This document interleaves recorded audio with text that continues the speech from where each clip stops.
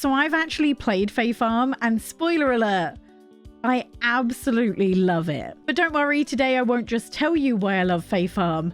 I'll actually get to show you a first glimpse at some actual gameplay throughout the entire game. Now, as some of you already know, yesterday at Summer Games Fest, we finally got a brand new trailer for Fae Farm. Not only did it show us a bunch of new mechanics coming to the game that we've never seen before, we also got the news that it's coming to PC and that it's releasing September 8th. Which I was not prepared for, as they literally said it was coming late 2023. September is not late 2023. And a few things they didn't mention in the trailer that we now know is that it's going to be Steam Deck verified, and there's also going to be a physical release on the Nintendo Switch. So yesterday I was invited down to London to be one of just a handful of creators who got to have a hands-on experience with Fae Farm. And today I'll be able to show you not only some early game footage, but also how the game will look later on when you have a bunch of new mechanics and stuff unlocked. So a huge thank you to Phoenix Labs for allowing me to have this wonderful experience.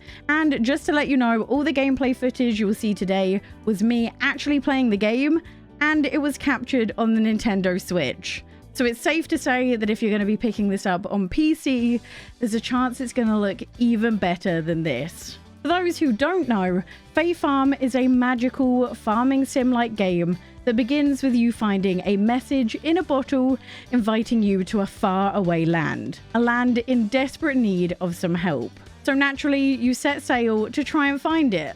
And although it isn't an easy trip, you finally make it on the shores of Azoria, a town filled with magic, fairies, and a whole lot of problems that somehow you get roped into fixing. But despite all of the town's problems, it's here where you start your brand new life. You're given a rundown farm to take over, and you get to live a life that's infused with magic from the very start. Be it the fairy wings, the magical animals that you take care of, or the literal dragon we saw in the trailer. My time with Fae Farm has truly been unlike any farming sim I've played before, and I am truly already obsessed with it. I was allowed to play Fae Farm for a little over an hour and a half, and I can honestly say throughout that entire time, I absolutely loved it.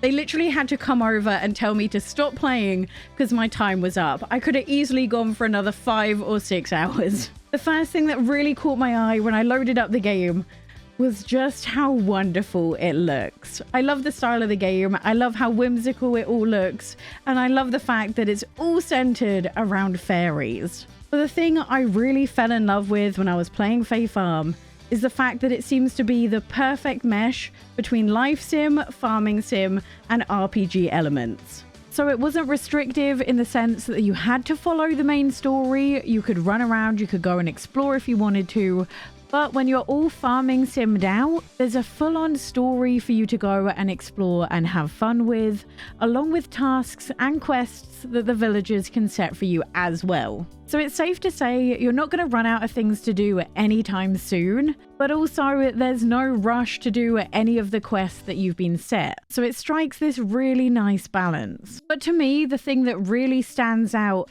and the thing that made me realize that I'm going to sink so many hours into this game was because it was just so much fun to play. They've added so many quality of life features that just make the game an absolute pleasure to play, and I enjoyed every single minute of it. Now, this video won't have any story spoilers. I wasn't really able to play through that aspect of the game much, but the gameplay itself is kind of split into 2 parts. On one side, you have the farming and life sim elements, and then on the other side, you have the story and the RPG elements. Farming sim wise, it has everything you know and love in a farming sim game. You can fish, you can farm, there's animals to look after, cooking, crafting, and even catching bugs. And the thing I loved was that the farming sim mechanics felt so slick. Sometimes when I play farming sim games, the controls can feel a little bit clumsy, but I really didn't feel that when I was playing this. There's also a little book where you can track every single species of fish and bug you've collected, and personally, I think the frogs were one of my favorite things in the entire game. Much like other farming sims, there's also seasonal events at the end of every single month to look forward to. Although sadly, not only did I not get to play any of these, I also have no idea if they're going to be the same every single year of the game or if anything changes. In terms of life sim elements, you can make friendships with all the villagers in the town and even romance and go on dates with some of them. And of course, you can also decorate. The thing I love about the decorations though is it actually serves a purpose in the game. So you're not just making your house look nice, it actually helps you on your journey, which we'll get into in a little bit. Not only is there all of that, you also have the entire world to explore. Firstly, you have the local town which you can go into that's filled with different shops and loads of different villagers you can go speak to. But there's also a ton of other magical places to go and explore as well, each with their own secrets to unravel. As you go, the map does open up more. Right at the start of the game, you are pretty limited. There's these giant vines that kind of stop you from going to certain areas. But as you progress through the main story, the map definitely does open up. And I can show you this footage here where you can see just how big the map is and how many different areas there are for you to go to. Also, you might sneak a peek that you might actually be able to have more than one farm. Now, from what I've seen so far, the map itself isn't like open world in its entirety. To get to different areas of the map, you do teleport. However, one thing I really did like is to travel from your house to the town. There is not a single loading screen. You can literally just jump your way all the way down there. It's such a small quality of life feature, but it really does make the game just feel that much faster and that much more slick. And although there is a stamina mechanic, much like other farming sims in this, I really didn't find it limiting whatsoever. And I think just by being inside of your house, dependent on the furniture you have, it actually regenerates over time as well. Now, your daily activities won't just be filled with your typical farming sim duties. You'll also have an actual story with quests for you to do as well, which means your gameplay actually has some sort of direction, which I am such a fan of. And this side of the game is more so where the RPG elements come in. Whenever you talk to characters, they'll give you a quest to do, and in the menu itself, you'll be able to track the quest so you know exactly what to do and where to go. The game also has some other familiar RPG elements, like when you're doing certain activities, you'll actually earn XP that allows you to level up. Like for example, if you're chopping trees, you'll level up in terms of your logging abilities. The only thing was I wasn't able to see what kind of perks you get by leveling up, so that is something I'm excited to see when the game comes out. There's also the ability to have different jobs, although I wasn't able to see which jobs you can have or what they do, but I am very excited to find out. Now I've kind of covered the general part of the game, let's get into the actual gameplay. When you load up Fae Farm, you'll start with the character customization, which I absolutely love, and I spent far too much time on this section of the game, honestly. The developers have clearly put a lot of time and effort into making sure that everyone feels included in Fae Farm. Not only is there good selections in terms of body type, there's also so many different options for hair, skin color, eye color, pronouns, and even allowing you to pick your voice as well. And once you finish your character customization, that's when the game really starts. Now, like all good farming sims, the beginning of the game sees you take over a dilapidated farm. But before you can actually start farming, you're gonna have to do some cleaning first.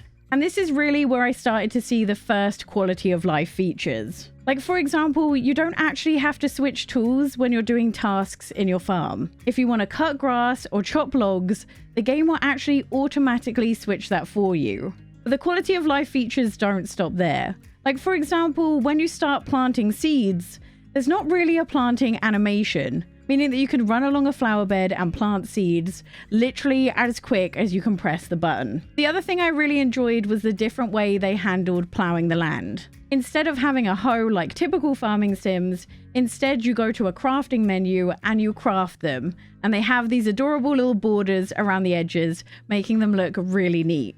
From looking at the trailer, it also seems as though these borders might be customizable later on, as the farm they showed in the trailer looks so beautiful. The one thing I didn't get to see when I was playing the game myself was how to use magic when you're farming. In the trailer we got to see yesterday, you could actually see a character summoning a rain cloud and watering a big bunch of plants all at once doing that. So that's one part of the game I'm really excited to see when the game fully releases, is what kind of spells we can do to make farming easier. They let me play the entire first day of the game, and this just more or less teaches you all the mechanics. Firstly, you learn how to fish, which is pretty similar to the mechanics of Coral Island. Basically, you can reel them in when they're not struggling, but when they are struggling, there's this balance between trying to make sure they don't flee too far away, but also trying to ensure that you don't break your fishing rod. You also learn how to catch bugs, which is more or less similar to every other farming sim. And you also learn about crafting and what they call the cozy mechanics. Now, crafting in the game is super easy. When you're in the farm, it gives you the option to craft outdoor items. This can be anything from crafting farming stuff, like plots for you to grow your crops, or also processing machines and decorations. And then when you're inside your house, it lets you craft furniture. And like always, the basic furniture is really easy to craft, often being done with materials you can just find lying around your farm. But in order to craft the nicer furniture, you're going to need some harder to find materials, or materials that require quite a lot of processing. But the thing I love the most is that furniture has a literal purpose. Items are split into 3 categories. You have comfort, relaxing, and inspiring. Comfort items increase your maximum health, relaxing items increase your maximum energy, and inspiring items increase your maximum mana, which I think is so cool. Normally, I don't really bother all that much with decorating or crafting things, but I love the fact that this is going to encourage me to do so. Cooking is kind of similar. Not only will it restore your energy or health, but it can also give you some added perks as well. And seeing as this is literally a game all about fairies, you can also craft magical potions as well. Some of these can help you out with your crops, like make them grow faster, or give them a chance to grow into a magical variety. But you can also have potions that help you out with things like health, stamina, and some hazards that you're going to come across. This brings us to one area I got to explore called the Floating Ruins. This is kind of Fae Farm's equivalent to the mines, but it has some great twists. This particular mine looks as though it goes down about 30 floors, although I honestly have no idea if there are multiple mines in this game or not. This was really the only place we were allowed to explore. And basically, when you're down in the Floating Ruins, you can mine and find different ores. One thing I love is that you can actually see the percentage chance of finding each ore on every floor you've already explored. Now, we did get thrown into the deep end. I think we went straight to floor 14, having not explored any of the previous ones. And one thing you're going to notice is that there are a few enemies. And I know a few of you are a little bit worried to see what the combat mechanics are like, but I did find out that you don't actually have to fight any of the enemies if you don't want to. Now, instead of giving you an actual option to turn off combat in the menu, instead they've given you the ability to make potions that will help you out. One big one they wanted to stress was the invisibility potion. This literally lets you be invisible to all of the enemies as long as you don't attack any of them, meaning that you can run in and out of the mines and not have to fight at all, which I absolutely love that they included this. Not only can you get ores in the mines though, they also have unique critters and plants to discover as well, making it well worth your time and effort to get far down them. You've kind of seen everything about the early game, so let's see what the game looks like 15 to 20 hours into it. As I said earlier, I know next to nothing about the story, but one big difference you'll notice is that I actually have wings in this section of the game. This allows you to double jump around, which is really, really useful. And from the trailer footage we were shown yesterday, it looks like we might even get to customize our wings, as each of the characters seem to have a different style of wing on them. By the sounds of it, we unlock the wings pretty early into the game as well, which I'm very excited about. But you might also have noticed how many things there are outside of your farm. One of my favorite things was the Critter Conservatory. This seems to be where you place things like bugs, critters, and fae creatures to yield different reagents to make potions with. There's also a ton of different processing machines with a stone forge, a lumber station, a loom, a gem polishing station, and also a cauldron and potion ingredient station as well. Each of them is really easy to use, and all of them allow you to bulk craft, which I love. But one of the big things they wanted to show us in this later stage in the game is the animals. animal care will make up a huge portion of the game. Now in the game I got to play, I only really got to see cows and sheep, but in the trailer we could see a few different types of animal as well. And in order to keep them happy, you need to pet them, brush them, and also let them outside for some fresh air every single day. I also love the fact that you basically use magic to collect their resources. My favorite was watching how you actually milk the cow. I thought it was wonderful. I loved it. And if you want to get different colored animals, you can also breed them as well to try and get them. You can also see that our house is a lot bigger and has a second story as well, and that our tools have been upgraded a number of times as well. And I feel like it's this portion of the game where you really get to see your magic shine. Like for example, the staff you use for combat allows you to select which spell you want to use. And when you're mining, you're able to use your magical abilities to mine much larger areas all at once. Also, you can see from the map you get at this point in the game that it looks like you can actually have more than one farm.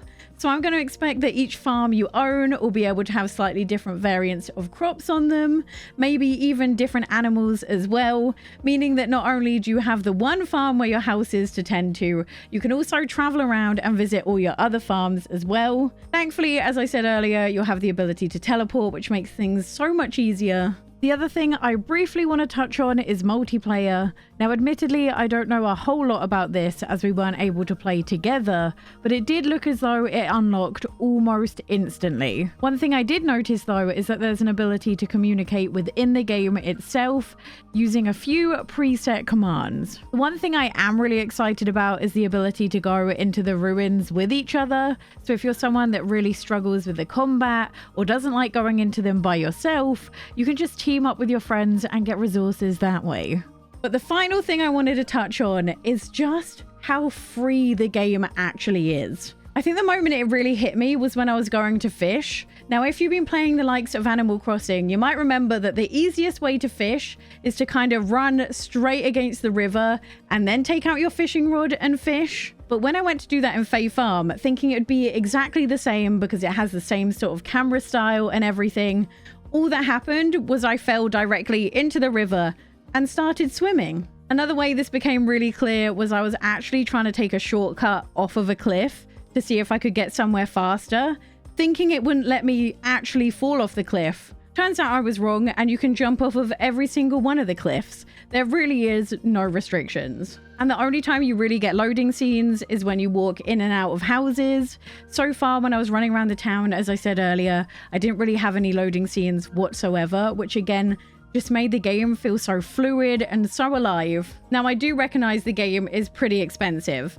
I know a lot of you weren't expecting it to be full price Nintendo, but the game really does feel just a little bit more slick and a little bit easier and a bit more free than any other farming sim I've really played. The game mechanics just work. It doesn't feel clunky. It doesn't feel awkward. Everything was just a really enjoyable experience. And as I said earlier, I would have easily played this for another 5 or 6 hours straight. Time just went so fast when I was playing it. And although it doesn't have voice acting in it from what I've seen so far, I am really excited to see what they're going to do with the story itself. That's everything for my first look at Fae Farm. Let me know what you think in the comments down below. And if you haven't already, you might want to watch this video where I talk about my favorite upcoming cozy games.